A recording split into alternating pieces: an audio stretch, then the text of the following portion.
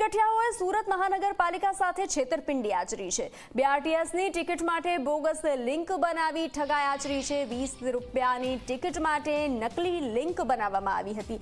નકલી ટિકિટ લિંકના કારણે બીઆરટીએસની આવકને મોટો ફટકો પડ્યો છે। તો લિંક પર પેમેન્ટ થતું હતું જે સાયબર ગઠિયાઓના ખાતામાં જતું હતું। પાલિકાની આવક ઘટી ત્યારે અધિકારીઓની આંખ ઉઘડી। કૌભાંડીઓએ મોટી રકમની છેતરપિંડી કર્યાની આશંકા છે। તો કૌભાંડમાં અંદરના કોઈની મિલીભગત છે કે નહીં તેની તપાસ ચાલુ છે।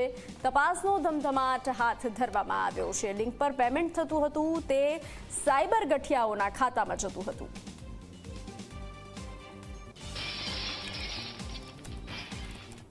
गत रोज एक पैसेंजर द्वारा बोगस टिकિટની એક લિંક મને મોકલવામાં આવી હતી। એ લિંક અન્ય પણ પેસેન્જરો પાસે છે કે કેમ એનો તપાસ તાત્કાલિક થાય એના માટે હું અમારા ડેપ્યુટી કમિશનર ગોગાતેજીને આ ફરિયાદ કરી હતી અને અમારો સિટી લિંક વિભાગ દ્વારા સાયબર ક્રાઇમને એક ફરિયાદ આપી છે અને વધુ આ લિંક કોના જોડે છે, કોના મારફત આ સ્કેમ કરવામાં આવ્યું છે અને આ કેવી પ્રકારનું આ કૌભાંડ છે એની સંપૂર્ણ જ્યારે તપાસ આવશે ત્યારે જે કંઈક તપાસમાં નીકળશે એની ઉપર કડકમાં કડક પગલાં લેવામાં આવશે।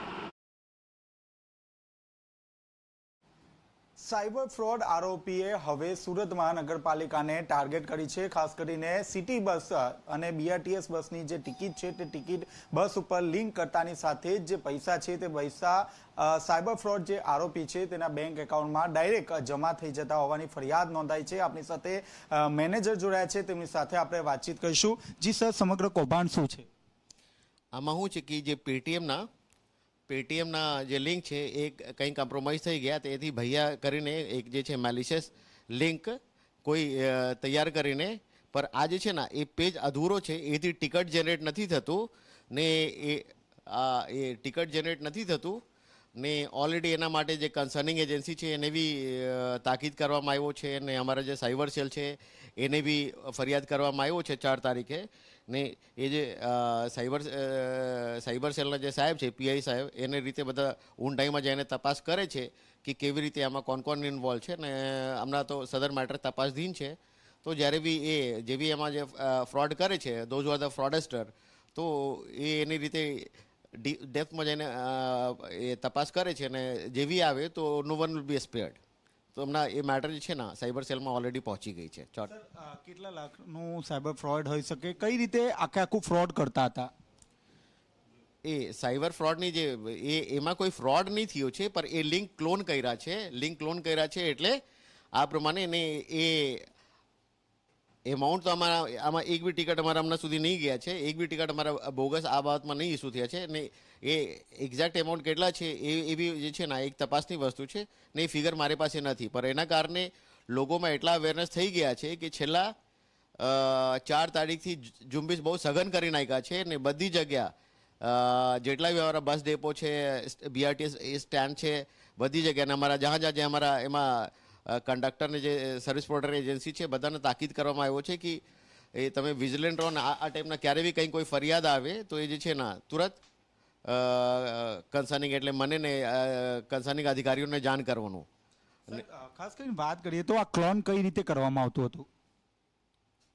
ક્લોન તો જે છે ને જે કોઈ બી એપ રહે ના તો એપના જે બી તમારા એપના જે કોડ રહે એ કોડ જે છે એ એપ ક્લોન કરીને એન્ડ્રોઈડમાં એ આવે એક સોફ્ટવેર આવે છે। એથી કોઈ બી જે એપ છે ને એકવાર એમાં તમે એ કરો તો એપ કેન બી ક્લોન્ડ। અને આજકાલ ડિજિટલ એડવાન્સમેન્ટ એટલા થઈ ગયા છે કે જ્યાં વાત કરીએ ને સાયબર સિક્યોરિટીના તો એ વર્લ્ડ વાઇડ આ એક બહુ મોટો મિનેસ છે ને એમાં જેવી નોર્ટન યા જેવી ઇન્ટરનેશનલ આમાં આપ જુઓ તો હર 2 કલાકમાં કોઈને કોઈ એક બગ તૈયાર કરે છે, કોઈ બગ તૈયાર કરે છે ને અમારા જે સિક્યોરિટી છે સિક્યોરિટીને ફૂલ પ્રૂફ બનાવવા માટે એક જ ટેકનિક છે જેને કહીએ કે ડિફેન્સ ઇન ડેપ્થ।